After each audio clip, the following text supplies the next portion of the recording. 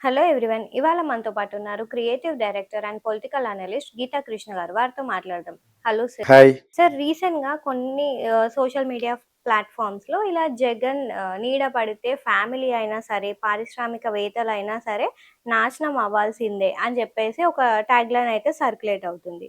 So, దీనిపైన మీ అభిప్రాయం ఏంటి? యాక్చువల్‌గా జగన్ పరిపాలించినంత కాలం కొంత అతనికి ఎందుకు సపోర్ట్ చేసాం. చాలామందికి ఈయన ప్లేట్ మార్చేయడం అన్నట్టుగా. ప్లేట్ మార్చకూడదు. గవర్నమెంట్ ఉన్న ఏ గవర్నమెంట్ గానే నేను ముందు సపోర్ట్ చేస్తాను. ప్రజల తరపున మాట్లాడుతున్నాం కాబట్టి ప్రజలు అడగలేని ప్రశ్నలు నేను చెప్తూ ఉంటాను. అది తెలుగుదేశానికి కూడా మంచి జరుగుతున్న మంచిగా చెప్తాం.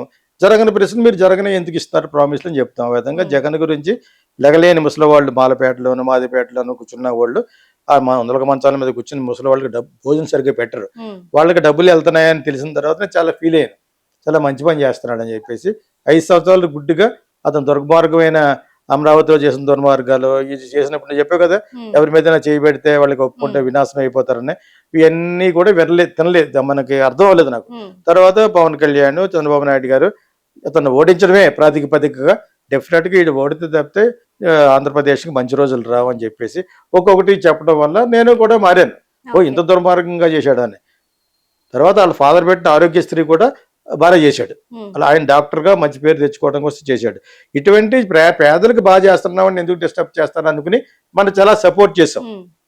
ఆడెవడో పేటిఎం ఆయనకి ఎవరో డబ్బులు ఇస్తారు, నాకు డబ్బులు ఇవ్వడం మిగతా వాళ్ళు అనుకున్నాను, తిట్టానండి. నాకు డబ్బులు ఇవ్వడే, నేను డబ్బులు ఇస్తే అఫీషియల్గా చేసేది నా కంపెనీ ఒకటి ఉంది, ఆ కంపెనీ ద్వారా అయితే రాజశేఖర్ చేశాను. అంతేగాని వీళ్ళందరితో డబ్బులు తీసుకోవాల్సిన అవసరం నాకేంటి? మై బ్రెయిన్ ఈజ్ దేర్ అని చెప్పాను. నేను ఇక్కడ వీళ్ళ మీద ఆధారపడను, డైరెక్ట్గా ప్రైమ్ మినిస్టర్ దగ్గరికి వెళ్తాను అని చాలాసార్లు చెప్పాను, చాలా వీడియోలో ఈ 5-6 సంవత్సరాలు. ఇప్పుడు ఏంటంటే అతను ఎవరో అతని దగ్గరికి వెళ్ళినా అతను వినాశనం అయిపోవడం కారణం ఏంటి? అతను ఎలాగా ఆ పేరు వచ్చిందంటే, తెలుగుదేశం వాళ్ళు అంటారు, తెలుగుదేశం వాళ్ళు హై జగన్ అనేవాడు ఎవడుంటాడు, మన స్టార్ పవన్ స్టార్ అంటాడు, ఎంత పవర్ స్టార్ వాళ్ళు అంటారు. వాళ్ళు అన్న మాటలు మనం వింటాం, ప్రజలు వింటారు. ఆ ప్రకారంగానే వీడు ఎక్కడ కాల్ వేస్తే అక్కడ ఐరన్ లెగ్ లాగా అటు మటాష్ అయిపోతాడు అన్న లెవెల్లో జనరల్గా మనం ఆ పేరు వచ్చింది. అందులో కొంత నిజం ఎందుకు లేకపోలేదు అంటే, ఇతను ఎవరికన్నా వ్యాపారంలో పెట్టాలంటే ఇతను డిమాండ్ చేసేవాడు. ఫాదర్ ఉన్నప్పుడే నేను నీకు హెల్ప్ చేస్తాను, నువ్వు నాకు హెల్ప్ చేయి, నాకు చేయవలసిన హెల్ప్ ఏంటంటే నేను ఒక 1000 కోట్ల ప్రాజెక్ట్ పెడుతున్నాను, ఎక్కడో కడపలోనే ఎక్కడో స్టీల్ ప్లాంట్ ఏదో, అందులో నువ్వు పెట్టు, ఇందులో భారతీయ సిమెంట్స్లో పెట్టు, అక్కడ పెట్టు, ఎక్కడ పెట్టాను కొంతమందిని ఇరికించాడు. పెట్టేటట్టే వాళ్ళకి ఓటలు ఉంటాయి, షేర్లు అలా పెట్టారు. ఆ షేర్ ఎంత వాల్యూ తెలియకుండా కొనేసరికి సీఎం గారు అబ్బాయి కాబట్టి సీఎంతో వేరే పనులు చేసి పెడతాడు కాబట్టి వీళ్ళంతా పెట్టినోళ్ళే. లగడపాటి రాజగోపాల్, ఇంకా చాలా మంది, రమేష్ అని ఒక అతను, వీళ్ళందరూ పెట్టారు. మా టీవీ కొన్నాడు తర్వాత. వీళ్ళంతా కూడా ఇతని కింద వెళ్ళి కావాలని పెట్టారు, భయపడేం కాదు, కావాలని పెట్టారు. చాలా పనులు జరుగుతాయి. ఇప్పుడు ఎలక్షన్లో ఒకటి గెలిచి ఒకటి సీఎం అయితే ఆ సీఎం తరపున ఉన్న వాళ్ళతో ఇలా ఫ్రెండ్షిప్ చేస్తారు, పనులు అవుతాయని. ఏదో పనుల కాంట్రాక్ట్లని, పనులని, ఇసుక కాంట్రాక్ట్ అని ఏదో కాంట్రాక్ట్ ఉంటాయి. 1-10 కోట్లు కానీ 100 కోట్ల వరకు ఉంటాయి. ఇంకా పెద్ద కంపెనీలు అయితే 400 కోట్లు 500 కోట్లు కాంట్రాక్ట్లు ఉంటాయి కాబట్టి వీళ్ళకి కొంత ముడుపులు ఇస్తారు. ఇది జరుగుద్ది యాక్చువల్గా. అలా ముడుపులు ఇచ్చుకున్నా కూడా ఎవడో నాశనం అయిపోలేదు. కానీ ఇతను యాక్చువల్గా రీటెండరింగ్ కూడా పిలిచాడు పోలవరం ప్రాజెక్ట్కి. పిలిచి పాత వాళ్ళని తప్పించి, చంద్రబాబు నాయుడు మనుషులను తప్పించి ఇతని మనుషులకి ఇచ్చాడు. అందులో వాళ్ళకి దెబ్బ వేయలేదే, జరుగుతుంది అది. ఈలోగా ఆలస్యం అయింది, జాప్యం అయింది. అదేవిధంగా ఇతను చేసే బుద్ధి తక్కువ పొరపాటు ఏంటంటే, కమ్మ వాళ్ళకి దెబ్బ కొడదామని చెప్పేసి వాళ్ళని నాశనం చేసే ఉద్దేశంతో, వాళ్ళని ఉద్ధరించేసే ఉద్దేశంతో ఏమో చంద్రబాబు నాయుడు ఏం చేశాడు, అమరావతిలో పెట్టాడు. ఆ ఏరియా అంతా కమ్మాస్. మిగతా వాళ్ళు ఉంటారు, ఎక్కువ కమ్మా బెల్ట్ ఎందుకు ఉంటుందంటే వాళ్ళకి అక్కడ సుభిక్షంగా ఉంటారు, బాగా కష్టపడి వ్యవసాయం చేసుకుంటారు, ఎకరాలకు కొనుక్కుంటూ వెళ్తారు. వాళ్ళందరి దగ్గర 35,000 ఎకరాలు తీసుకుని మీకు రూపాయికి రూపాయి వస్తుంది, ఒక రియల్ ఎస్టేట్గా ఉంటుందని కన్విన్స్ చేశారు. అంతవరకు నిజమే. ఇది ఇతను మనసులో పడ్డది. అతను మనం చేయడం ఏంటి, మొత్తం ఆ బెల్ట్కి దెబ్బ కొడదాం అని చెప్పేసి అక్కడ ఉన్న కొంతమంది కమ్మోళ్ళని పక్క దాగి వాళ్ళకి పాత్ర ఇచ్చి, కొంతమంది కమ్మోళ్ళకి ఇచ్చాడు కదా. మరి కేసీఆర్ నాని వీళ్ళందరూ కూడా తెలివిరోడు ఎలాగన్నాడంటే, నువ్వు నా పార్టీలో రావాలంటే అక్కడ రిజైన్ చేసి రావాలన్నాడు. అక్కడ వరకు నిజాయితీగా ఉన్నాడు. అదర్వైజ్ అమరావతిని నాశనం చేసాడు. కొత్తగా కట్టిన బిల్డింగ్ల మీద మొక్కలు మొలిచేసేటట్టుగా ఎవరు చూపించారు మనకి? చంద్రబాబు నాయుడు, పవన్ కళ్యాణ్ చూపించిన తర్వాత నాకు ఎదుటలాగా అయింది అన్నాను. అంతకుముందు మూడు రాష్ట్రాలు 3 క్యాపిటల్స్ ఉండాలి అని నేనే అన్నాను. ఎందుకంటే ఆ ఒక్కటి సరిపోదు, అమరావతి ఒక్కటి. ఇప్పుడు చంద్రబాబు నాయుడు గారు అంటున్నారు కానీ వైజాగ్లోనే ఇండస్ట్రీస్ పెట్టాలి, చూస్తూ ఉండాలి, వాళ్ళు ఇక్కడే పెడతారు. అదేవిధంగా కర్నూలులో హైకోర్టులో ఈ కడతారు. 3 చోట్ల ఉండటం వల్ల నష్టం, 3 ప్రాంతాలు బాగుపడతాయి. అమరావతిలోనే అంతా చేయాలంటే ఎన్ని లక్షల కోట్లు పెట్టాలి. కొత్తగా వచ్చే ఫ్యాక్టరీలు అన్ని కూడా అమరావతిని అంటాడు కానీ సగం పెట్టేయండి వైజాగ్ ఆల్రెడీ కొంత సిటీ కాబట్టి హార్బర్ ఉంది, సిటీ ఉంది, మంచి ప్లేస్. అది సిటీ ఆఫ్ డెస్టినీ అంటారు వైజాగ్ని. అంచేది వైజాగ్లో మనకు ఉన్న సిటీలోనే వైజాగ్. హైదరాబాద్ మన నుంచి పోయింది. ఆ పోవడం గల కారణం కూడా చంద్రబాబు నాయుడును రేవంత్ రెడ్డి. వాళ్ళు ఓటుకి నోటు డబ్బులు ఇస్తాను ఒప్పేసుకున్న కేసులో కేసీఆర్ నొక్కేశాడు. మనం 10 సంవత్సరాలు ఆంధ్ర వాళ్ళు 10 సంవత్సరాలు వాడుకోవాల్సిన క్యాపిటల్ వాడుకోకుండా పోయాం. ఈయన భయపడిపోయి అమరావతికి వెళ్ళిపోయి అమరావతి డెవలప్ చేస్తానని సింగపూర్ లా చూపించి, సింగపూర్ లేదు, ఏమీ లేదు, ఏం జరగలేదు. జరగకుండా మరి ఏం చేశారో డబ్బు అంతానే బడ్జెట్లు. ఆ రాష్ట్రం అయిపోయింది వాళ్ళ పరిపాలన, ఇతను వచ్చాడు. వాళ్ళు ఏం చేశారు అనేది అంతకుముందు ఆఫీసర్లు చెప్తారు, ఏమీ చేయలేదు అన్నట్లు. అంచేత మనం మీరు ఎలక్ట్ అయిన మన్నాడి నుంచి తింటాం మొదలు పెడదామని ఇసుక అది ఇది మొత్తం అరాచకం పెరిగిపోయింది. అవి మనకు తెలియలేదు, చాలా మందికి తెలియలేదు. ఒక అమరావతిలో చేయట్లేదన్న ఒకటి తప్పితే ఆ రైతులు వాళ్ళు ఎవరో ఫార్మర్స్ రైతులు ఉంటారు కదా, వాళ్ళు స్ట్రైక్ చేసేవారు టెంట్లు వేసుకుని. అది తప్పితే వీళ్ళకి అనుకూలంగా ఉన్న మీడియా ఉంటుంది కదా, ఎల్లో మీడియా అనేది, అది ఒకటే చూపించేవారు. ఇతను చేస్తున్న అన్యాయాలు 90% చూపించలేకపోయారు, అన్ని ఇండైరెక్ట్ గా చేసాడు.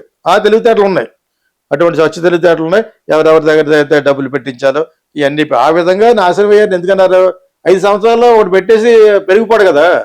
5 సంవత్సరాలు ఎక్కడో జరుగుతుంది, ఒక ఫ్యాక్టరీ వేసి పునాదులు వేసి ప్రొడక్షన్ పట్టుకొస్తారు. సరిగ్గా అప్పుడు గవర్నమెంట్ మారితే దెబ్బైపోతాడు. అవి ఆలోచించకుండా, ఆ పర్యవసానాలు ఆలోచించకుండా కొంతమంది పెడతా ఉంటారు. ఎవడ చీఫ్ మినిస్టర్ అయితే వాడి పక్కకి వెళ్తారు. ఇప్పుడు రేవంత్ రెడ్డి అయ్యాడు, ఈ పక్క వచ్చారు. అంతకుముందు కేసీఆర్ పక్కన ఉండేవారు, కేటీఆర్ పక్కన ఉండేవారు. ఎందుకుంటారు, వాటి పనులు జరగాలి కాబట్టి. ఇప్పుడు కేటీఆర్ పక్కన ఉన్నా కూడా అతనికి ఆల్రెడీ అందులో పార్ట్నర్షిప్ ఉన్నా కూడా కేటీఆర్ గురించి మాట్లాడారు కొంతమంది. బిజినెస్ మా సొంత వాళ్ళే ఉన్నాయి ఇక్కడ. ఈ పక్కనే ఈ ఆవాస హోటల్లో పార్టీని ఇచ్చుకోవడం అన్ని తెలిసినాడు. ఇప్పుడు సేమ్ వ్యక్తులు కేటీఆర్ గురించి మాట్లాడితే మనవాడు హైడ్రైజ్ బిల్డింగ్ లేపేస్తాడు. అదే ఇప్పుడు మన రేవంత్ రెడ్డి సరదాగా అన్నాను. సో ఎవరైతే గవర్నమెంట్ లో ఉంటారో వాళ్ళనే పట్టుకుంటారు. చోట చిన్న పనులు చేయించుకునేవాళ్ళు, పెద్ద పనులు చేయించుకునేవాళ్ళు, వీళ్ళంతా కూడా వాళ్ళు కూడా ఏం తిరుగుతారు. ఓడిపోయిన వాడు కూడా తిరుగుతారు. నీకే వస్తుంది, నీ బోళ్ళు నా బోళ్ళు స్థలం లాగా ఏమొస్తుంది, ఏమో రాదు. అది గెలిచిన వాళ్ళు పక్కకి వెళ్తారు. ఇతను గెలిచిన వాళ్ళని ఎవరైతే ఇతర పక్క వచ్చారో వాళ్ళందరినీ వాడుకున్నాడు. అవి మట్టుకు తెలివితేటలు ఉన్నాయి. కడపకి ఏం కదా వాడుకోవడం, మాట వినకపోతే చంపేయడం. ఇంత అరాచకం అనేది ప్రభుత్వం ఇంకా రాదనిపించేసుకున్నాడు, బ్యాట్ తెచ్చేసుకున్నాడు. ఓన్ సిస్టర్ మదర్ మీద కూడా అపోజిట్ అయ్యాడు ఆస్తుల గురించి. వాటెవర్ ఆవిడ కూడా నాటకం ఆడుతుంది అనుకున్న ముందు. నాటకం కాదు, ఆవిడ కూడా ఏదో చెప్తుంది.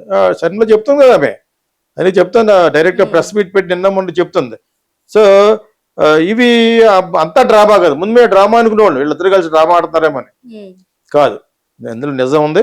వాళ్ళకేమున్నాయి ఆస్తులు, వాళ్ళ ఫాదర్ సంపాదించిన ఆస్తులు, ఇతనికి ఎంత తక్కువ ఉందో ఆమెకి ఎంత తక్కువ ఉందని అడుగుతుంది.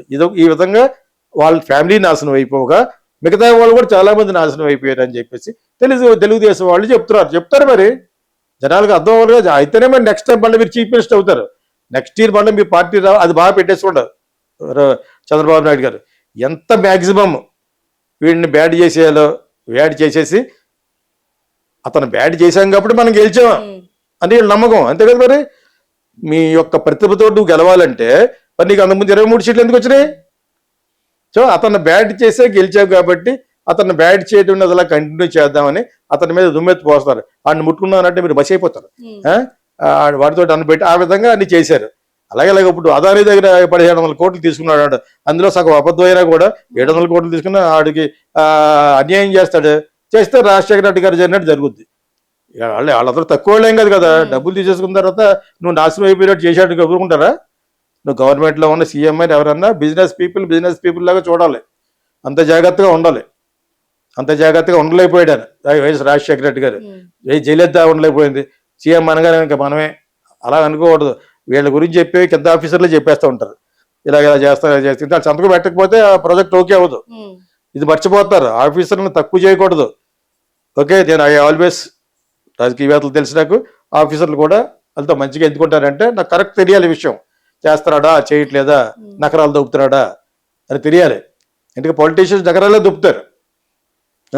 సో ఇవి ఇలా ఉంచితే ఇతని మీద ఎందుకు బ్యాడ్, ఫస్ట్ నుంచి ఇతను అర్జెంటుగా పాలిటిక్స్ వచ్చేయాలి ఎప్పుడు అనుకున్నాడు. ఓ రాజకీయవేత్తలకు ఎంత పవర్ ఉందని వాళ్ళ ఫాదర్ సీఎం అయిందని తెచ్చుకున్నాడు. అందుముందు కుర్రాడు తెలుసుకుంటే అప్పుడు అర్జెంటుగా నేను ఎంపీ అయిపోవాలి, పార్లమెంట్లో కూర్చోవాలి, ఎక్కడైనా కూర్చోవాలి అని చెప్పేసి పెడితే, వివేకానంద రెడ్డి గారు చాలా మంచి మనిషి. నాకు పర్సనల్గా తెలుసు. నా దగ్గరికి వచ్చేవారు రాజశేఖర రెడ్డితో ప్రతిరోజు మాట్లాడడం చూసి మా ఇంటికి వచ్చారు ఒకసారి. సినిమాలకు ఫైనాన్స్ చేద్దాం ఎలా ఉందో, నేనే వద్దన్నాను. ఇది మీరు పడలేరు, ఇక్కడ ప్రొద్దుటూరులో ఉన్న ధర్మవరంలో ఉన్న కౌంట్లు ఉంటారు, వాళ్ళకే చెల్లింది, ఇది 100 కోట్ల మీద ఇస్తారు వాళ్ళు, మీకు కుదరదు. వాళ్ళ దగ్గర వసూలు చేసుకోవాలంటే వాళ్ళకే కరెక్ట్, వైశ్యాస్ మంచి బిజినెస్ పీపుల్ అని నేనే చెప్పి ఒప్పించి తప్పించాను ఆయన్ని. నా దగ్గరకు వచ్చేవారు యాక్చువల్గా, మనిషి మంచోడు. రాజకీయాలు కూడా నాకు ఇంట్రెస్ట్ లేదన్నా, అన్నయ్య మా వైఎస్ఆర్ గారు అడుగుతున్నారు కాబట్టి వచ్చినాన్న డైరెక్ట్గా అయిపోయింది. నాకు ఇష్టం లేదు యాక్చువల్గా, మా అబ్బాయిల దగ్గరికి వాళ్ళకి ఎక్కడికో అవుతారట, అమ్మాయిలో యూఎస్ వెళ్ళిపోదాం అనుకున్నాను, ఇక్కడ ఖాళీ చేసేసి అని కూడా చెప్పాడు నాతోటి. అటువంటి వ్యక్తిని నీ సీటు ఖాళీ చేసి అని చెప్పేసి కొట్టేంత పని చేసి జగన్ ఆ సీటు నిలబడి గెలిచి కాంగ్రెస్లో అక్కడ వెళ్ళి కూర్చున్నాడు, ఇక్కడ పార్లమెంట్లో. ఆ విధంగా ఎంటర్ అయ్యాడు. దానికి వైఎస్ వివేకానంద రెడ్డి ఏం ఫీల్ అవ్వలేదు. ఇప్పుడు ఫీల్ అయ్యాడు, ఇతను మళ్ళా అసెంబ్లీలో ఇంత ఫేమస్ అయ్యేది గొడవపడి సోనియా గాంధీని ఎదిరించి ఒక లెవెల్కి వచ్చిన తర్వాత ఈడు మనం కొంచెం ఎక్కువ వెళ్ళిపోతున్నాడు, మన ఫ్యామిలీ వాళ్ళు కూడా ఉండాలని చెప్పేసి శరీరంకి కానీ వాళ్ళకి కానీ సీట్ ఇవ్వాలి, ఆ టైంలో పెట్టాడు. అక్కడ కూడా ఆయన కాదు, ఇతను ఏదో ఇతను మాడితే అక్కడి నుంచి వచ్చి ఎప్పుడు అని చెప్తారు. ఆ విధంగా చెప్పి జగన్ బ్యాడ్ చేశారు, వివేకానంద రెడ్డిని బ్యాడ్ చేశారు జగన్లో. సో వాళ్ళు కక్షలు పెంచేసుకున్నారు. ఇతను ఉంటే రేపొద్దున చంద్రబాబు నాయుడు పక్క వెళ్ళిపోయాడు, నేను లేకపోతాను ఆ లెవెల్కి ఎంత ఉంటే అని చెప్పేస్తారు. అది ఏదో జరిగింది, మొత్తానికి అతను లేపేశారు. అది చాలా దారుణం. అది లేపేసి చంద్రబాబు నాయుడు మీద గట్టిస్తారు. అది ఎంతకంటే దారుణం అది. వీళ్ళు లేపేసి చంద్రబాబు నాయుడు పెట్టేశారు. ఫైనల్గా ఎవరు బ్యాట్ అయ్యారు? నేను అలా జరిగిన మన్నాడు ఫేస్బుక్లో పెట్టాను, నువ్వు రేపొద్దున్న ఓడిపోతే కారణం ఇదే అవుద్దని. లెక్క చేయలేదండి. నువ్వు రేపొద్దున ఓటమి చవి చూస్తే ఈ ఒక్క పాయింట్ గురించే నువ్వు మీ తరపున వాళ్ళు చేసి అప్పుడు ఇంకా ప్రూవ్ అవ్వలేదు. ఇంకెవరు చేస్తారు? పులివెత్తులు ఇంకెవరు చేస్తారు? వాళ్ళే చేస్తారు. వాళ్ళ యొక్క రక్త చరిత్ర ఉంటుంది కాబట్టి వాళ్ళు లేపేసి చంద్రబాబు నాయుడు మీద గంటేయడం అనేది అతను వీళ్ళకి బాగా హెల్ప్ చేసేస్తుంది. తర్వాత పవన్ కళ్యాణ్ కలిసి అతన్ని ఓడించడమే ధ్యేయంగా వీళ్ళందరూ ముందుకు వెళ్ళారు కాబట్టి ఓడిపోయాడు. పవన్ కళ్యాణ్ పాత్ర చాలా ఉంది. చంద్రబాబు నాయుడు గారి పాత్ర ఒకటి అయితే నీకు 23 సీట్లు ఎందుకు వచ్చినాయి పోయినసారి? ఒకటి వాళ్ళ బాబాయిని వచ్చేసి చంద్రబాబు నాయుడు గంటడం అనేది అతనికి చాలా ప్లస్ అయిపోయింది. అది బూతది, బండ బూతది. వీళ్ళు చేయడం ఏంటి, ఆయన మీద గంట ఏంటి, అదేందా? సో ఆ విధంగా అతను బ్యాడ్ అయిపోయాడు. ఒక విధంగా బిజినెస్ పీపుల్ నాశనం అయిపోతారు, వ్యక్తిగతంగా నాశనం అయిపోతారు. ఎందుకు చెప్తారంటే ఇప్పుడు తల్లి కన్న తల్లి, ఆవిడ అందరి బిడ్డలో సమానమే కదా. ఆవిడ ఓన్ చెల్లు వాళ్ళ మీద నిప్పు లేకుండా పొగరాదు కదా. ఇంత అన్యాయం చేస్తారు అంత అన్యాయం చేస్తారని ఎందుకు అంటది? అసలు నిప్పు లేకుండాను అక్కడ వరకు బ్యాడ్ అయిపోయాడు. అంతకుముందు బ్యాడ్ చేసింది ఎవరు? చంద్రబాబు నాయుడు గారు అండ్ పవన్ కళ్యాణ్ చేసి ఇలా చేశాడు అలా చేశాడు ఇది చేశాడు అది చేశాడు. నేను అక్కడికి ఆల్రెడీ అనేవాడిని, ఎప్పుడు చూస్తే అలా చేస్తారు ఇలా చేస్తారు అంటారేంటి, మీరేం చేస్తారో చెప్పండి అనేవాడిని. మీరే పరిపాలనలోకి మీరు వస్తే మీరు ఏం చేస్తారు అవి చెప్పండి, ప్రజలకు ఉపయోగపడాలి అల్టిమేట్గా ఫైనల్గా అంటాను నేను. మీ అందరూ ఓటేసి మేమందరూ మిమ్మల్ని సంపాదించుకోమంటాంగా, ఇదే జరుగుతుంది. ఇప్పుడు పల్లెటూరులో జరిగేది ఇదే. వీళ్ళు ఓటేస్తారు, దానికి ఖర్చు పెడతాడు 5-6 కోట్లు, ఫైనల్గా ఎవరు 5-6 కోట్లు ఇంకో 5-6 కోట్లు సంపాదించేస్తాడు. మీకు అర్థమైంది? ఇప్పుడు అదే విలేజ్ కాడి నుంచి ఎమ్మెల్యేస్ కాడి నుంచి ఎమ్మెల్సీకి అందరికీ ఉంది. పాలిటిక్స్లో ఖర్చు పెడుతున్నాం అంటే ఎందుకు ఖర్చు పెడుతున్నాం? పెట్టుబడి మరి మా డబ్బులు మేము తీసుకోదేంటి, అది టైపు. అర్థమైందా? సో ఆ విధంగా జగన్ పరిపాలన స్టార్ట్ అయిన తర్వాత రెచ్చిపోయాడు. అందుకు చంద్రబాబు నాయుడు చేయలేదు, జైలు చేయలేదు, ఏ చీఫ్ మినిస్టర్ చేయడు. మనం డబ్బులు సంపాదించుకుని ఈ డబ్బులు వచ్చే ఎలక్షన్కి 1,00,000 కోట్లు జనాలకు పంచిపెట్టి మళ్ళా గెలుస్తాం. ఇదే పద్ధతి ఇండియాలో. పరిపాలన, ప్రజల యొక్క శ్రేయస్సు, ప్రజల డెవలప్మెంట్, చదువు, సంధ్య అది పెంచాలని లేదు. అది ఈ మధ్యన ఈయన అంటున్నాడు కాబట్టి నేను చాలా బాగా మాట్లాడాడు అనుకుంటున్నాను. ఎవరు? చంద్రబాబు నాయుడు గారు అసెంబ్లీలో ఆఖరి రోజు చాలా బాగా మాట్లాడారు. హ్యాపీ ఆంధ్రప్రదేశ్ ఉండాలి, సంతోషంగా ఉండాలి, తర్వాత ఏమో విద్య, వైద్యం హెల్దీగా ఉండాలి, అంటే ఆరోగ్యంగా ఉండాలి, సుభిక్షంగా ఉండాలి. వెల్త్ అంటే ఆస్తి. ఈ 3 మాటలు అన్న తర్వాత నాకు చాలా హ్యాపీ ఫీల్. నిజంగా మీరు ఈయన అంత ట్రై చేస్తే ఎంత జరిగినా గొప్పే. ఎంత జరిగినా ఆయన వస్తాడు మళ్ళా.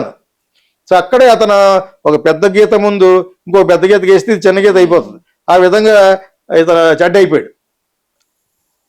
జగన్ చెడ్డ అవడానికి గల కారణాలు అన్నీ ఉన్నాయి అతని దగ్గర. అది చాలా చాలా పొరపాటుది. మొక్కలు వచ్చేసేటట్టుగా చేశాడు. నేను అంత ముందు అమరావతి గురించి ఇలా మాట్లాడుతుంటే 3 రాష్ట్రాలు కావాలి, దానికి నేనే ఒప్పుకున్నానంటేనే అక్కడ ఉన్న కొంతమంది స్టూడెంట్స్ బాధపడేవారు. విజయవాడలో బ్రాంచ్ పెట్టాం ఫిల్మ్ స్కూల్, దానికి సంబంధించిన వాళ్ళు ఇలాగంటారు ఇలాగంటారు. నేను ఫేస్బుక్ నుంచి కూడా తీస్తాను. అక్కడ జరుగుతున్నది నిజంగా నాకు తెలియదు. వీళ్ళు వచ్చిన తర్వాత పవన్ కళ్యాణ్ చంద్రబాబు నాయుడు గారు చెప్పబట్టి అర్థమైంది మనకి ఇంత ఘోరాలు చేస్తాడు అది. ఓకే, ఇతరు ముట్టుకున్న వాళ్ళు ప్రతి ఒక్కరు నాశనం అయిపోవాలి. అది లంచం తీసుకున్నవాడు నాశనం అయిపోతే ఊరుకుంటాడేంటి? అంత లేదు. కానీ ఇప్పుడు అదానీ చేశాడు, అదానీ డబ్బులు తీసుకున్నాడు, అమ్మనేది తీసుకున్నాడు, ఊరుకుంటారా? వాళ్ళ ఫాదర్నే ఊరుకోలేదు వాళ్ళు. అంచేత వ్యాపారస్తులు రాజకీయవేత్తలకు భయపడే రోజులు పోయినాయి. కాకపోతే వాళ్ళతో పనులు జరుగుతాయి, వాళ్ళ వలన వాళ్ళ ఆఫీసర్లు కూడా పనులు జరుగుతాయి. అంతే, ప్రైమ్ మినిస్టర్ భయపడతాడు ఆఫీసర్లకి ఈ మధ్యన. ఆయన ఎస్టిమేట్ చేయడానికి ఉండదే. సో నేను ఎందుకు చెప్తుంటే అందరికి సిస్టమ్ అర్థం అవుతుంది. అప్పుడులాగా లేదు, రోజు రోజుగా డెవలప్ అవుతుంది కదా సిస్టమ్. సో ఇతను జగన్ ఆడితే ఆట పాడితే పాట రోజులు పోని, అదేవిధంగా చంద్రబాబు నాయుడు గారికి పోని. అంచేత ఆయన 2 విధాలుగా చేయగలడు. ఎందుకంటే 3 సార్లు చేశాడు కాబట్టి, ఆయన 3 సార్లు చేస్తున్నాడు కాబట్టి. అదేందా ఎక్స్పీరియన్స్ మేక్స్ మెన్ పర్ఫెక్ట్. అనుభవజ్ఞం చేస్తుంది. ఆ విధంగా ఆయన గెలుచుకుంటూ వస్తున్నాడు. ఇతను ఎవరిని ముట్టుకుంటే వాడు నాశనం అయిపోతావు అనేది కొంతవరకు నిజమే. కానీ వాళ్ళు నిజంగా నాశనం అయిపోతే ఊరుకోరు. నేను ఒకడోనేటి సూపర్ మ్యాన్ లాగా అవెంజర్స్ లాగా వచ్చి చేయడానికి వాళ్ళు చేయరా? దెబ్బతిన్నప్పుడు ఊరుకుంటాడా? 100 కోట్లు పోగొట్టేశాడు, ఊరుకుంటాడే? ఎవడు వ్యాపారస్తుడు ఎవడు ఊరుకోడు. అంచేత ఆ సంగతి జగన్కి కూడా తెలిసి ఈ మధ్యన ఎవరో ఊరుకోరు. అందరూ ఎదురు తిరుగుబడి తెగేస్తాడు. జగన్ అయినా అంతే, ఎవరైనా అంతే. సో అసలు సైలెంట్గా ఉంటూ తన పనులు చేసుకునే లోకేష్ బెటర్. ఇప్పుడు ఏం మాటలు శుభ్రంగా అతను పనులు చేసుకుంటున్నాడు. అది వాళ్ళ నాన్నగారు చెప్పుంటారు. అతనిదే పరిపాలన. బట్ అతను ఎక్కువ మాట్లాడలేదు. అలా మాట్లాడేది ఎవరో కేటీఆర్ అని అబ్బాయిని, కవితను. వాళ్ళు ఎక్కువ మాట్లాడేస్తారు. ఏమీ మాట్లాడకుండా శుభ్రంగా అతని పరిపాలన అంతా వాళ్ళ నాన్నగారి చేత ఏమో వాగ్దానాలు చేయించి అతను పనులు చేస్తున్నాడు. కరెక్ట్ రూట్లో ఉన్నాడు. ఇప్పుడు ఇతను చూశాడు కదా, ఇలా ఎక్కువ పేటరేకపోవడం వల్ల జగన్ ఎలా దెబ్బ అయిపోయాడు.